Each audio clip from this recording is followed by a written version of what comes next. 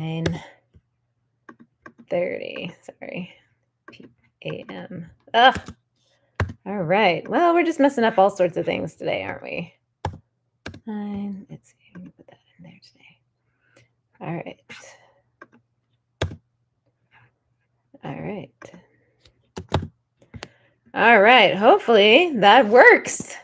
We're going to see. Yay. Okay. It says we're live. Okay. Great. Sorry. Just had to fiddle with some things there. All right. Great. If you're just joining us, welcome to where I read 2 chapters of Weave of a Thousand Lies. We are at 56 backers. We are less than $200 away from our next stretch goal, which is those beautiful sprayed edges. So I'm super excited. You guys have been so wonderful and glorious to participate in that and to be a part of that. And I'm so grateful that you have supported me, supported my work, and I'm super glad. Okay, so today we're going to read the first chapters of Weave of a Thousand Lies from my book. If you don't know much about it, it is a crown to save, a plague to cure, a crown to save, and a romance out of time. People have compared it to Mistborn and Outlander because of the heist and time travel elements. It is no spice, and it is definitely chemistry and kisses, because having no spice doesn't mean there's not a lot of romance. It just means that there's no explicit romance. It's chemistry and kisses. So there's a lot of chemistry, and it stops short of kisses. Okay. Burning, burning, always burning, smoke choked the sun and turned the cerulean sky a dark ashen color. If Linnea could find the cure to the plague ravaging the land, she could stop her people returning to Mother Spinner in the form of ash through the incinerators. Thick white cordings hung from her arm. She coughed, ducking her chin deeper into the cloth covering her face. She climbed the stone steps to the principal palace, set in the middle of this valley, the focal point of Linden City. In all her 16 summers, she had never smelled such a wretched stench of smoke. She must find the cure and stop the incinerators. At the top of the stairs, she stopped at the massive metal doors towering overhead, the height of over 10 women. The grand entrance. No one passed these portals by mortal strength alone. In the Great Siege, the crashed soldiers failed to open the doors, weighing hundreds of stones. With haste, she tugged the thinner white cordings hanging from her braided stitch-binding sash and tied the chain for strength of Mother Spinner. At the end of a series of complicated stitches, she completed it with a finishing knot. The white cording glowed yellow. She wrapped it around her arm. Power flowed through the tips of her fingers. The tingling sensation usually made her giggle, but not today. Grabbing the handle, she tugged. Even with the strength enhancement, she still strained with her might. With grating metal of stone on stone, the thick door eased open under her glowing grip. Wind rushed through the slit, rustling the cords folded over her arm. Slipping inside to the vestibule, she closed the door behind her, saddened that in other times the portal was left open. Power drained from her as the knotted cording around her arm dulled to a gray hue. Untying the spent cording, she let it hang from her waist, good only for tying back hair. She ran her fingers through the cordings of her stitch-binding sash, letting the soft linen tickle her fingers. Sighing, she shook her head. More cords were gray than white. Gone were the days when she could refresh her sash easily. Without enough workers to harvest linen and to make new cordings, she must conserve their power. Linnea stiffened her aching shoulders for the work before her. Her Mamu, the queen, needed these cordings immediately. Inside, she removed her face covering and inhaled the scent of lavender and lemon and other herbal remedies used to wash and clean.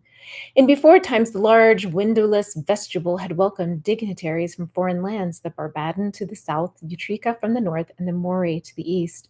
Now cots and makeshift pallets stuffed with chaff lined the walls. Thread, lit with glow, offered little light. Linen curtains hung between the sufferers for a modicum of privacy. In her haste, she tripped on a lump of protruding stone on the floor. A few cordings slipped from her arms. Scrunch! She could hear her mother say she couldn't tell her mother they were sullied. Aren't princesses supposed to be graceful? Linnea spun to see the bearer of the voice. A young man stood near the rear of the vestibule. Though a head taller than her, he appeared no older than her 16 summers. Hair the color of tow partially hid his blue eyes. He lowered his choir where he jotted notes and approached her. She shifted the weights of the cords to the other arms. Carrying large bundles isn't covered in my royal training. She narrowed her eyes, struggling to control the unwieldy bundle. You could help.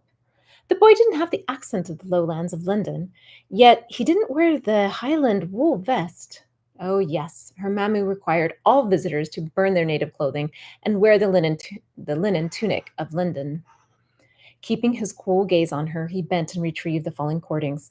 I do as I'm told in London. His voice held a sharpness, a bitterness that accentuated his lower brow. You command, we obey. Ah, yes, Linnea eyed him with a hint of pity. He wasn't unpleasant to look at for a Highlander. If his face hadn't held such disdain, and that unnerved her. No one in London looked at her like that, blue eyes partially squinted, hatred blazing in his gaze. You must be one of the delegates from Crash. Her mother invited them. Linnea had yet to meet them all. She'd been too busy tending the ill. Finding the cure to this wretched plague occupied all her free time. Indeed. He tucked the quire under his elbow and bundled the falling cordings over his arm with a certain air of confidence. He must be someone of importance. What is your name? She asked. Kemp. He brushed back his bangs, but they fell again into his eyes. Follow me, Kemp. She nodded toward the next set of doors leading to the great hall. No need to introduce yourself, he said, his voice as salty as the winds from the deltas of Barbadon. What do you mean? Linnea stopped and faced him. Everyone knows who you are. He lifted his chin. Your lowness. With biting acid in his voice, he bowed, his head nearly touching the stone floor. Then he stood upright, challenging her with his gaze. Caught off guard, Linnea ducked her chin into her mask to smile. If it hadn't been for his sour expression, his wit would have made her laugh. She straightened her spine, speaking with a tone of indifference. All right, then, come with me. Frowning, he lumbered after her through the doors of the great hall. Inside, curtains separated the room into compartments, each with a fallen writhing in a cot. High above them, tainted daylight poured in from the arched windows, leaving faint patterns of tracery on the polished stone floor. Before the illness, women in swirling gowns with layers upon layers of tightly woven fabrics danced with men to stringed instruments and feasted on their harvest. Linnea yearned for those carefree days. She could almost hear the folk tunes and taste the memories. Those celebrations were far removed from the sickness and moans before her. By royal decree, her mother canceled all celebrations, including Linnea's official betrothal announcement. A pain shot her at the thought. She should have been betrothed to Rhett by now. Halting in her haste to cross the great hall, she nodded to a pair of young attendants dressed in brown tunics crossing her path. Dull gray cloth wrapped their clean hair. The two scurried about with a few cordings ready to stave off pain or improve the mind. Good morning, Princess. Each one bobbed their head and ran a hand down the stitch-binding cordings hanging from their woven sashes in greeting. All the attendants were at least in their 15th summer. Those ever over 70 summers and those under 10 summers were too vulnerable. Even the middle-aged suffered terribly. The queen was one of the few people over 20 summers attending the sick, which gave Linnea tremors in her stomach. Should the queen fall ill, who would rule? The thought sent shivers down her spine. Surely Linnea was too young. Linnea returned the greeting with a swipe of her own sash. Good morning, Stay and Staff. Have you been here all night? Staff nodded. Bags sagged under her eyes. You stay longer and help more than we do. Maybe the cordings will work today. Perhaps. A sting of tears formed in Linnea's eyes. So far, none of their stitch binding healed the illness. A lump formed in her throat. Let me know of any improvement. She hoped her voice held more confidence than she felt. So far, Linnea's experiments had proved fruitless. Staff and Stay bowed, nodded, and ducked under the linen partition. At the end of the great hall, Linnea opened a door. This way, Kemp followed.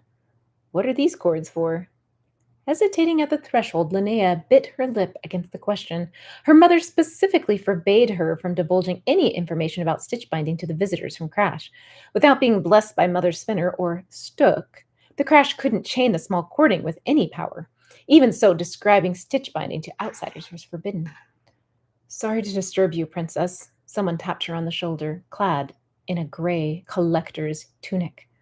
Rhett, distracted with the courtings, she hadn't noticed him. Tight lines crossed his face. Her heart ached for him.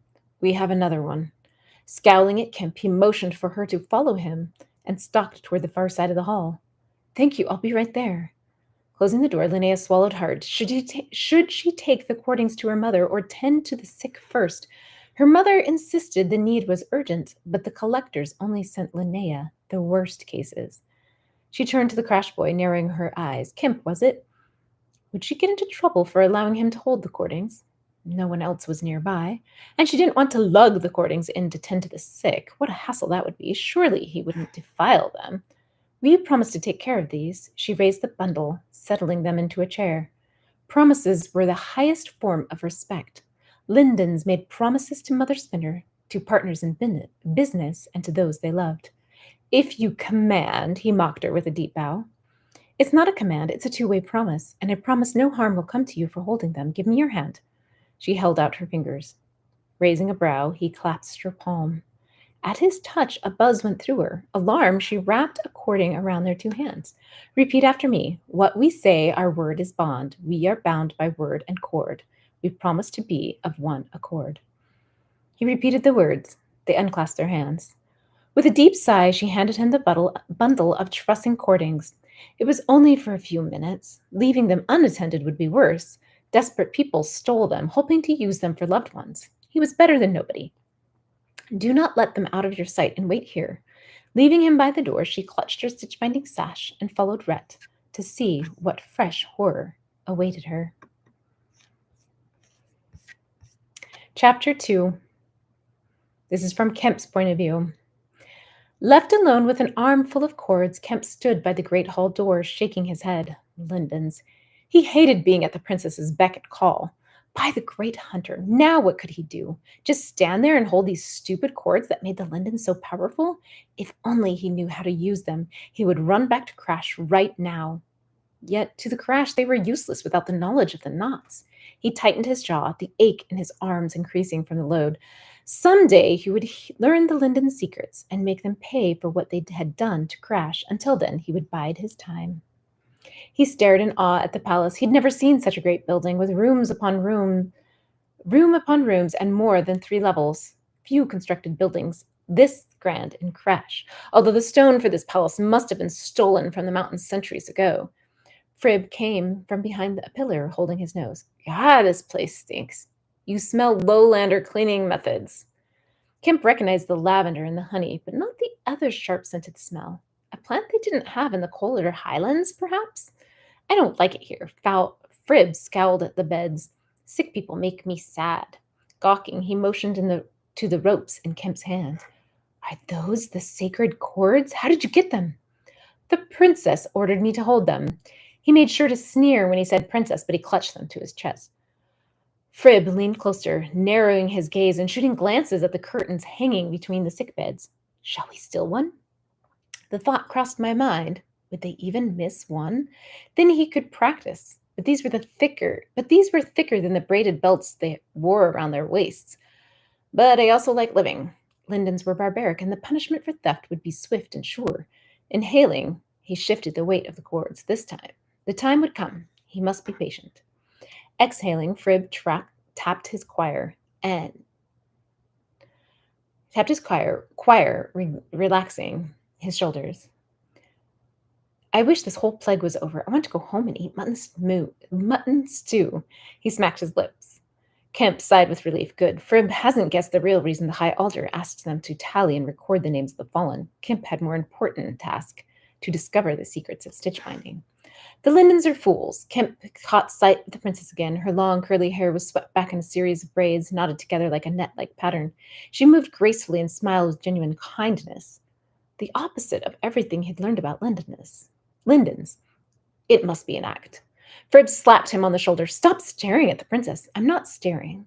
In front of a curtain, she talked to a group of collectors. Rhett brought her a small girl in a wool dress, a Crash girl. Kemp stepped forward, wanting to protect the girl. He didn't want her in their hands. Yes, you are, and it's creepy. Frib elbowed him in the ribs. She doesn't even know you exist, and she has a fiancé.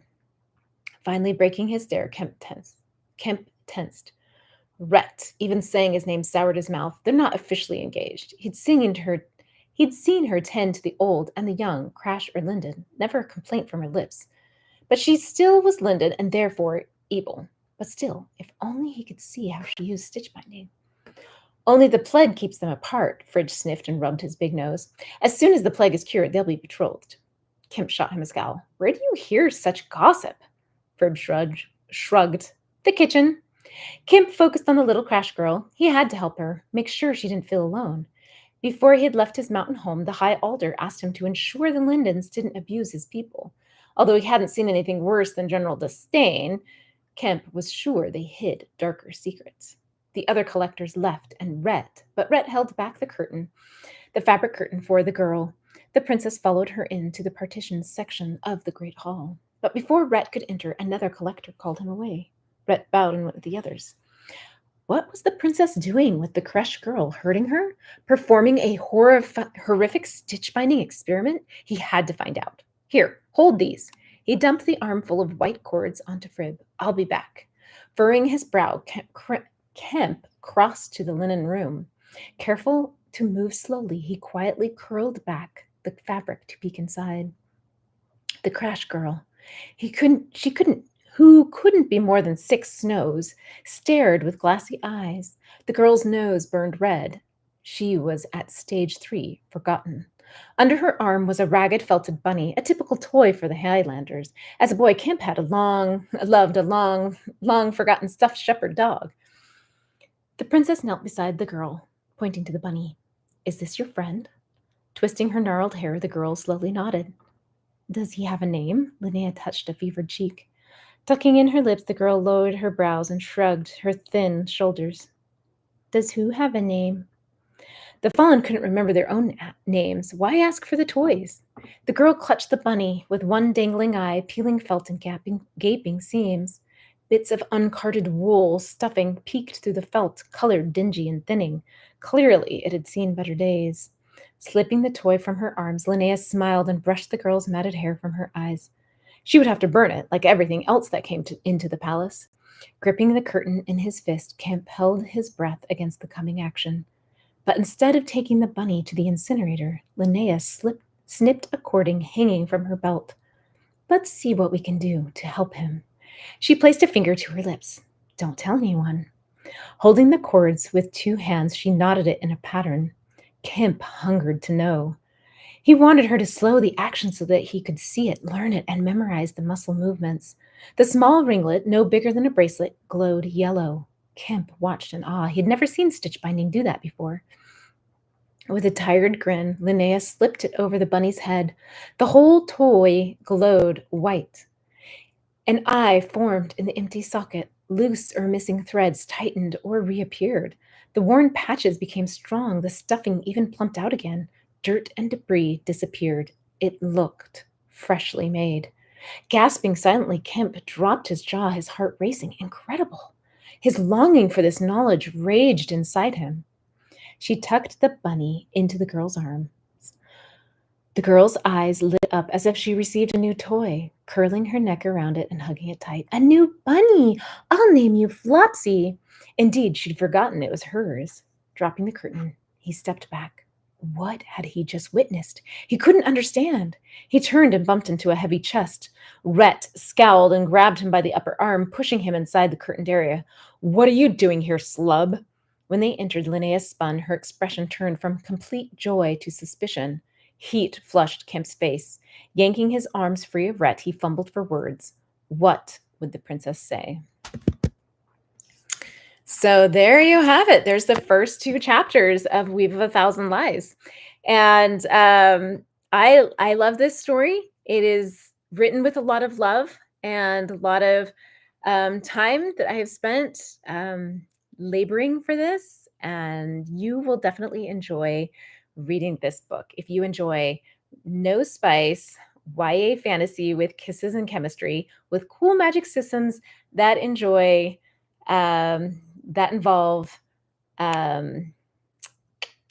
textile fabrics, so textile arts. So good luck, enjoy, and goodbye. Thank you for being here.